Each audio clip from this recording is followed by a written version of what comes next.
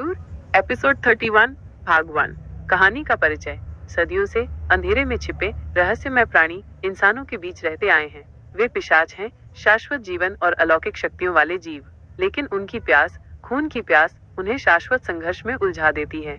रुद्र, एक प्राचीन और शक्तिशाली पिशाच, इसी संघर्ष का प्रतीक है। वह एक तरफ अपनी प्यास से लड़ता है तो दूसरी तरफ इंसानों के साथ एक शांतिपूर्ण सह अस्तित्व स्थापित करने की कोशिश करता है। लेकिन क्या यह संभव है? क्या रुद्र अपनी आंतरिक राक्षसों पर काबू पा सकेगा या वो अंधेरे में खो जाएगा?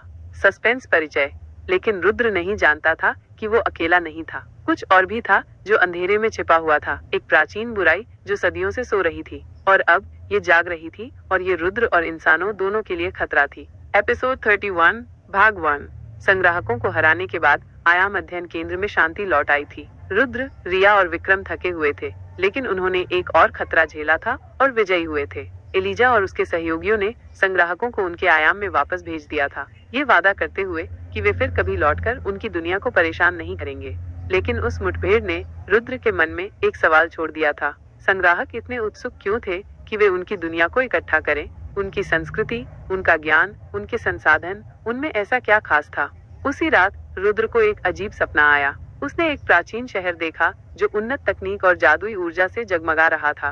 प्राणी जो उस शहर में रहते थे वे बुद्धिमान और शांत दिखते थे, लेकिन उनकी आंखों में एक उदासी थी। फिर आसमान में काले बादल छा गए और भयानक प्राणी शहर पर हमला करने लगे, सब कुछ नष्ट कर रहे थे।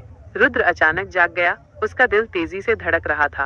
वो सपना इतना जीवंत लग रहा था, इतना वास्तविक। क्या ये सिर्फ एक सपना था या ये कोई चेतावनी थी? अगली सुबह रुद्र ने रिया और विक्रम को अपने सपने के बारे में बताया। वे भी चिंतित हो गए। यह संग्राहकों की दुनिया हो सकती है, रिया ने कहा। शायद वे इसीलिए हमारी दुनिया को इकट्ठा करना चाहते थे, क्योंकि उनकी अपनी नष्ट हो गई थी। लेकिन वे इतने विनाशकारी क्यों थे? विक्रम ने पूछा। अगर उनकी दुनिया नष्ट हो गई थी तो उन्हें दूसरों को क्यों नुकसान पहुंचाना चाहिए? एलिजा ने उनकी बातों को सुना और गंभीर हो गई। मुझे लगता है कि तुम सही हो, उसने कहा। संग्राहकों के बारे में प्राचीन ग्रंथों में कुछ उल्लेख है। वे एक बार एक महान और उन्नत सभ्यता थे, लेकिन एक भयानक युद्ध ने उनकी दुनिया को तबाह कर दिया, और अब वे दूसरों की दुनिया को चुराकर उसे फिर से बनाने की कोशिश कर रहे हैं, रुद्र ने पूछा। ऐसा लगता है, एलिजा ने उत्तर दिया, लेकिन उनका तरीका गलत है। वे सिर्फ विनाश और पीड़ा लाएंगे। उन्हें एहसास हुआ कि संग्राहक अभी भी एक खतरा हो सकते हैं, भले ही वे वापस चले गए हों। अगर उनकी दुनिया सचमुच नष्ट हो गई थी तो वे अपनी जरूरतों को पूरा करने के लिए फिर से लौट सकते थे। तभी आयाम अध्ययन केंद्र में अलार्म बजने लगा। एलिजा तुरंत अपने उपकरणों की ओर दौड़ी। ये क्या है? रुद्र ने पूछा। एक और आयाम खुल रहा है, एलिजा ने कहा। उसकी आवाज में चिंता थी। लेकिन ये संग्राहकों का नहीं है, ये कुछ और है। स्क्रीन पर एक नया आयाम दिखाई दिया, लेकिन यह संग्राहकों के ठंडे और धातुमय आयाम से बिल्कुल अलग था। यह हरा भरा और जीवंत लग रहा था, जिसमें ऊंचे पेड़ और चमकती नदियां थीं। लेकिन उस सुंदरता के बीच उन्हें एक अजीब सी बेचैनी महसूस हुई, जैसे कुछ गलत हो। तभी स्क्रीन पर एक आकृति दिखाई दी। ये एक प्राणी था, लेकिन ऐसा नहीं जैसा उन्होंने पहले कभी देखा था। उसके पास हरी त्वचा, चमकदार पीली आंखें और लंबे घुमावदार सींग थे। वो शक्तिशाली और खतरनाक लग रहा था, और उसकी आंखों में एक भयानक क्रोध झलक रहा था। ये कौन है? रिया ने फुसफुसाया। मुझे नहीं पता, एलिजा ने उत्तर दिया, लेकिन मुझे ऐसा लग रहा है जैसे ये कोई दोस्त नहीं है। स्क्रीन पर वो प्राणी गरज उठा, और उसकी आवाज, भले ही वो स्क्रीन से आ रही थी, कमरे में गूंज उठी। मैं जेलगोर हूँ, प्राणी ने कहा, और मैं अपनी खोई हुई चीजों को वापस लेने आया हूँ। रुद्र, रिया और विक्रम ने एक दूसरे को देखा। एक नया खतरा उनके आयाम में प्रवेश कर रहा था, और इस बार ये पहले से कहीं ज्यादा व्यक्तिगत लग रहा था। जेलगोर कौन था, और उसने क्या खो दिया था जिसे वो वापस लेना चाहता था, और क्या वे उसे रोकने में सक्षम होंगे?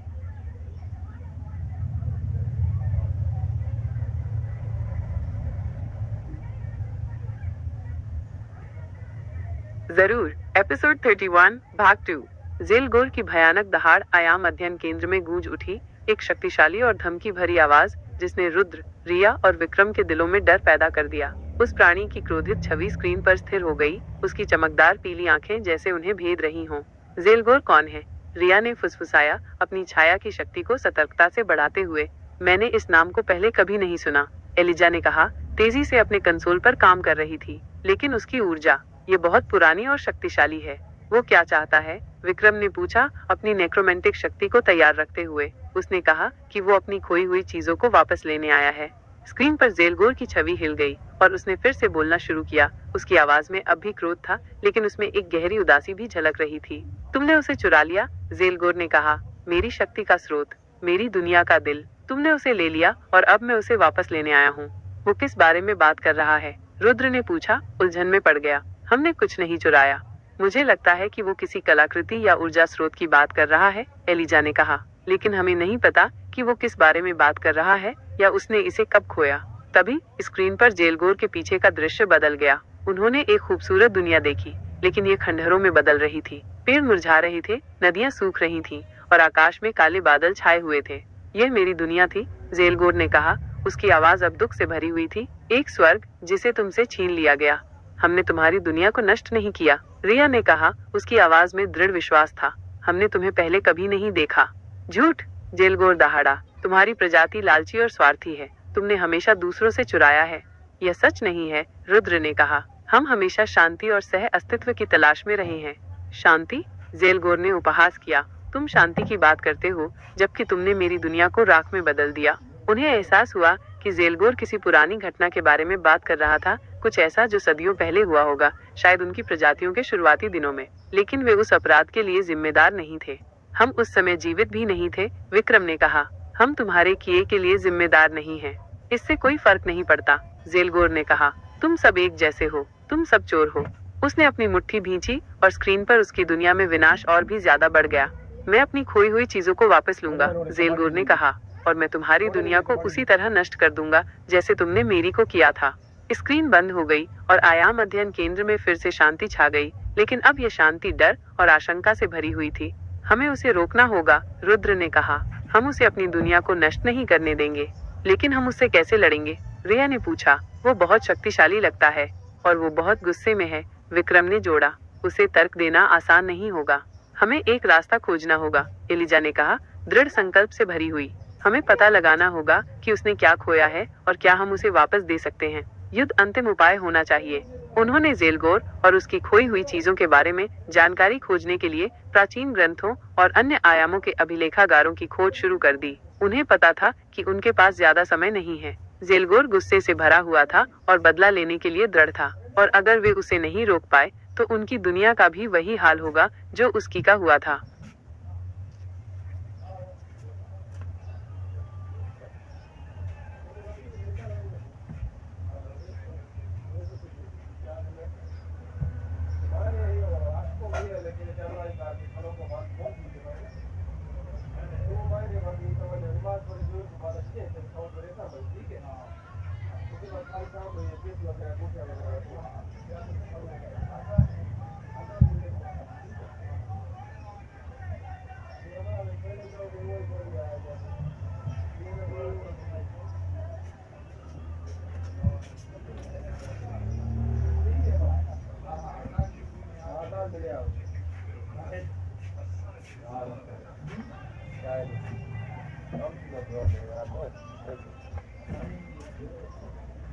जरूर। एपिसोड 31 भाग 3।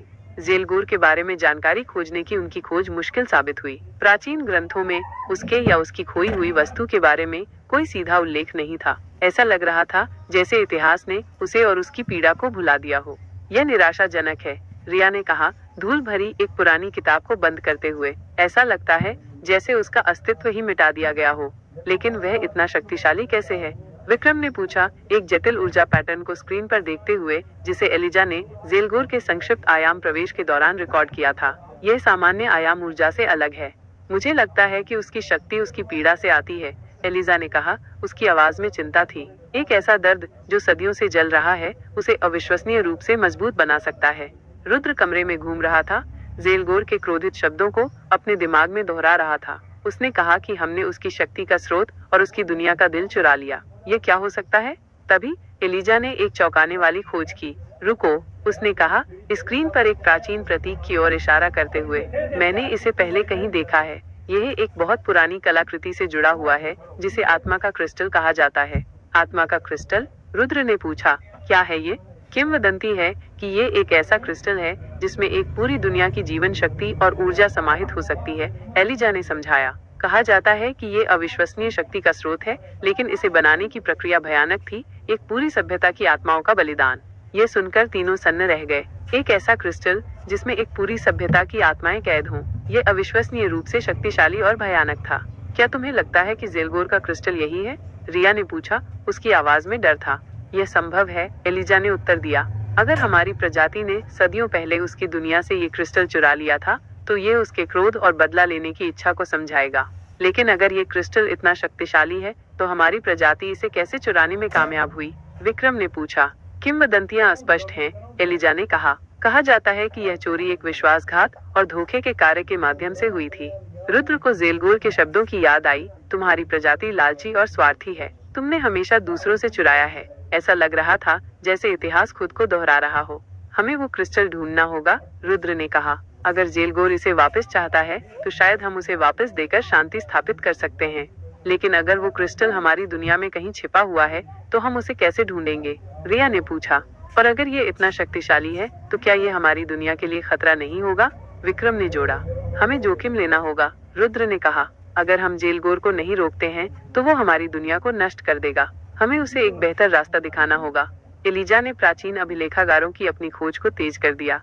आत्मा के क्रिस्टल के स्थान के बारे में कोई भी सुराग ढूंढने की कोशिश कर रही थी। रुद्र, रिया और विक्रम ने अपने संपर्कों और ज्ञान का उपयोग करके ये पता लगाने की कोशिश की कि क्या किसी पुरानी कलाकृति के बारे में कोई किंवदंती या कहानी है जो इस विवरण से मेल खाती हो। समय बीतता गया और ज़ेलगोर के लौटने का खतरा मंडराता रहा। उन्हें पता था कि उन्हें जल्द ही कोई जवाब खोजना होगा, इससे पहले कि बहुत देर हो जाए। तभी विक्रम ने एक पुरानी लोक कथाओं की किताब में एक धुंधली सी कहानी खोजी। यह एक शक्तिशाली क्रिस्टल के बारे में थी, जिसे दुनिया का दिल कहा जाता था, जिसे सदियों पहले उनकी दुनिया में लाया गया था। कहानी में कहा गया था कि यह क्रिस्टल अविश्वसनीय शक्ति रखता था, लेकिन इसके साथ एक भयानक श्राप भी जुड़ा हुआ था। यह हो सकता है, विक्रम ने कहा, उत्साह से कांप रहा था। ज़ेलगोर का शक्ति का स्रोत। लेकिन ये कहाँ छिपा हुआ है? रिया ने पूछा। कहानी में क्रिस्टल के स्थान का उल्लेख एक प्राचीन मंदिर के रूप में किया गया था, जो अब उनके शहर के बाहरी इलाके में खंडहरों में दबा हुआ था। रुद्र, रिया और विक्रम ने एक दूसरे को देखा। उन्हें पता था कि उन्हें क्या करना है। उन्हें उस मंदिर के खंडहरों की यात्रा करनी होगी और आत्मा के क्रिस्टल को ढूंढना होगा। यह उनकी दुनिया को बचाने का एकमात्र तरीका हो सकता है।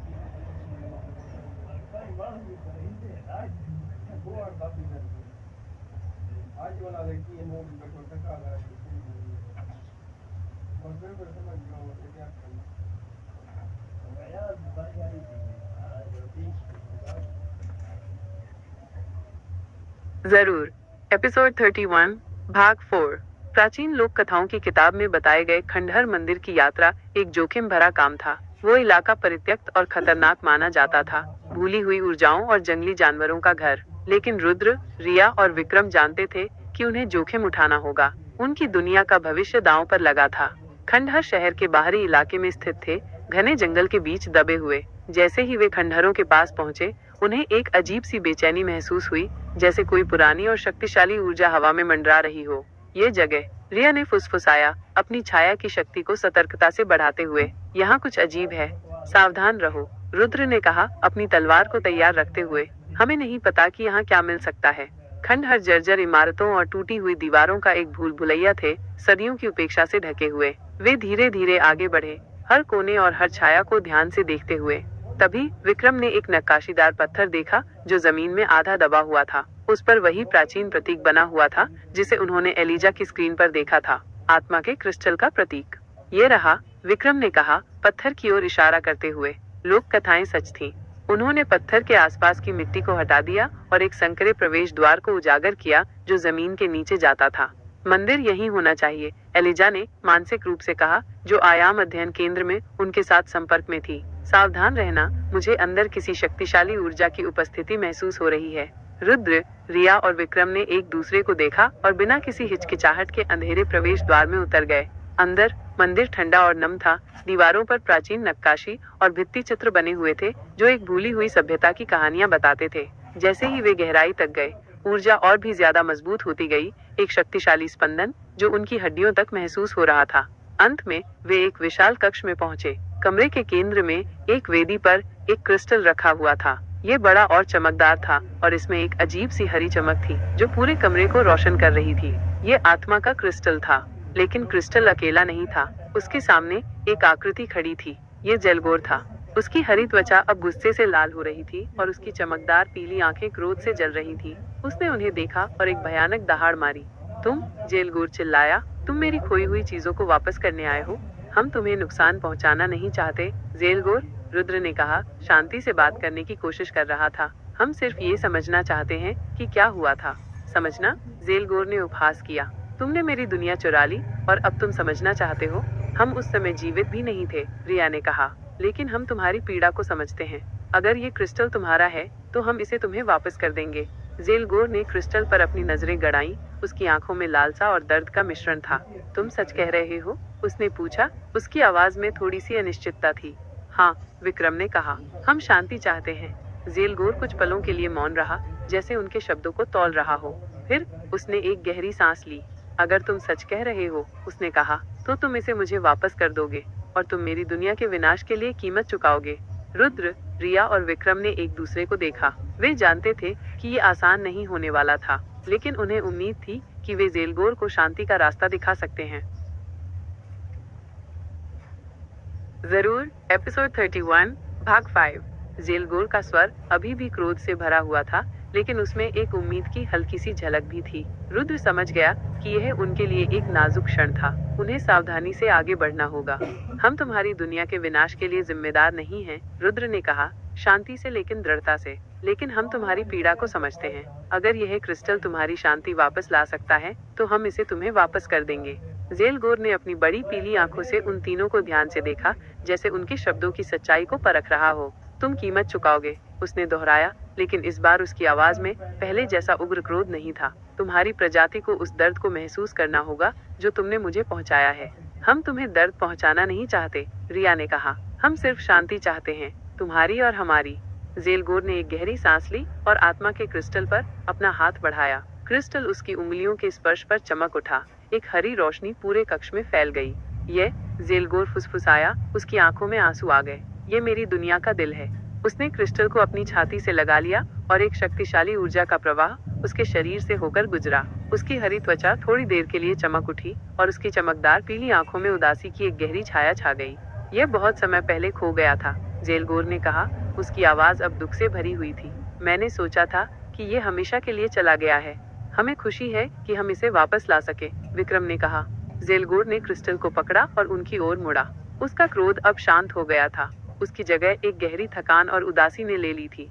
तुमने मेरी खोई हुई चीज वापस कर दी, उसने कहा, लेकिन मेरी दुनिया, वो अब भी खंडहर है। क्या तुम उसे भी वापस ला सकते हो? रुद्र, रिया और विक्रम ने एक दूसरे को देखा। वे जानते थे कि ये एक असंभव काम था। वे अतीत को नहीं बदल सकते थे। हम तुम्हारी दुनिया को वापस नहीं ला सकते, जेलगोर, रुद्र ने कहा। उसकी आवाज में सहानुभूति थी। लेकिन हम तुम्हें ठीक होने में मदद कर सकते हैं। हम तुम्हें दिखा सकते हैं कि हमारी दुनिया में भी सुंदरता और जीवन है। जेलगोर ने उन पर संदेह भरी नजरों से देखा। तुम्हारी दुनिया? हाँ, रिया ने कहा। यह अलग है, लेकिन इसमें भी प्यार, दोस्ती और आशा है, और हम तुम्हें दिखाएंगे, विक्रम ने जोड़ा, अगर तुम हमें मौका दो। जेलगोर कुछ देर के लिए मौन रहा, क्रिस्टल को अपनी छाती से पकड़े हुए। फिर उसने एक गहरी सांस ली। मुझे नहीं पता, उसने कहा, मुझे नहीं पता कि मैं तुम पर भरोसा कर सकता हूँ। हम तुम्हें भरोसा दिलाएंगे, रुद्र ने कहा। हमें बस एक मौका दो। जेलगोर ने उन तीनों को ध्यान से देखा। उसकी आंखों में अब पहले जैसा क्रोध नहीं था, बल्कि एक गहरी पीड़ा और अनिश्चितता थी। ठीक है, उसने आखिरकार कहा, मैं तुम्हें एक मौका दूंगा। मुझे दिखाओ कि तुम्हारी दुनिया में क्या है।